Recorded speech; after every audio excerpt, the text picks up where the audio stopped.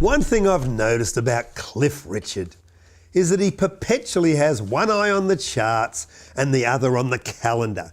His sense of history is acute. There's always a Cliff hit at key moments to put him into categories achieved by no other artist, and there's not an anniversary that's not marked by a tour or a concert or an album or a DVD. He's a prodigious marketer of himself and his legacy, ensuring that his loyal legion of fans is never without a reason or an occasion to hear that massive body of his hits once again. Depending on the year marker, he'll take to the stage with the Shadows or as himself. And in November 2008, what he commemorated was almost on the scale of a royal jubilee.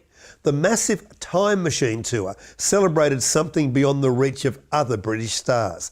50 years of recording and hit-making. Sir Cliff holds the record, with Elvis, of being the only act to make the UK singles chart in all of its decades, and the only singer in the history of music to have a #1 hit in the 50s, 60s, 70s, 80s and 90s. That Cliff's career would astonish the hardened and set records in a new millennium was probably beyond prediction when he exploded in 1958 with the frantic Move It. His raw teenage energy came as a breath of fresh air, establishing him as Europe's first authentic rock and roll star. But a staggering $250 million+ record sales later, Cliff can still sell out stadiums in hours. Love or loathe his music, you've got to admire his tenacity. Almost 70, the man born Harry Roger Webb in Lucknow, India, can still command reservoirs of vitality, capacity and enthusiasm for the task.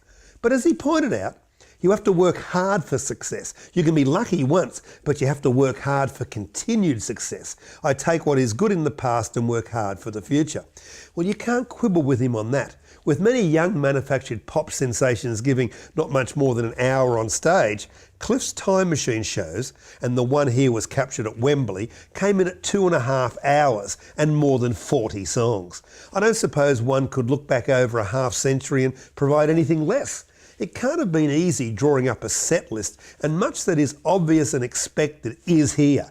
Wired for Sound, Devil Woman, Living Doll, Summer Holiday, We Don't Talk Anymore, Travelling Light, In the Country, Congratulations, Miss You Night, Millennium Prayer, The Young Ones, Bachelor Boy, I Could Easily Fall in Love with You, High Class Baby, to name just some.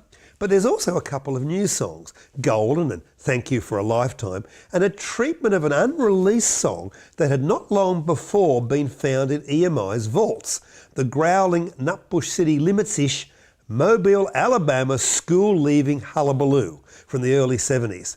The same period that gives us the country outing Honky Tonk Angel, a nod to Elvis.